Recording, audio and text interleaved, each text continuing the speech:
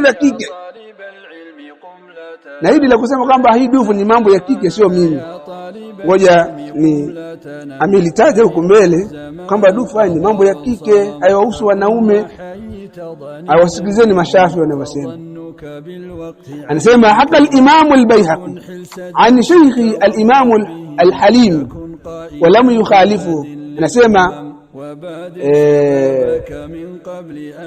inna idha abana ad-duffa, mashafi wanazungumza kwamba sisi mashafi tunapolihalalisha dufu tukasema kwamba dufu ni halali, fa inna ma nubihu linnisa'i khaswa, tunahalalisha tu kwa ajili ya wanawake, wanaume hammo. Kwa hiyo ukisikia mashafi wanasema kwamba dufu ni halali, wanahalalisha kwa ajili ya wanawake tu, wanaume hammo.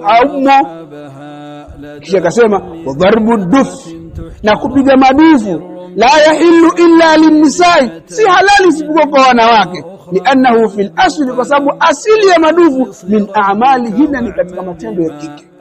وقد لعن رسول الله صلى الله عليه وسلم المتشبهين بالنساء, amewalaani mtume sallallahu alaihi wasallam wale wenye kujifananisha na wanawake. Mimi nimenukuu, sinaambia mimi nitukana. Kuna kijana kaja katutukana, hapana, ni kitabu kina.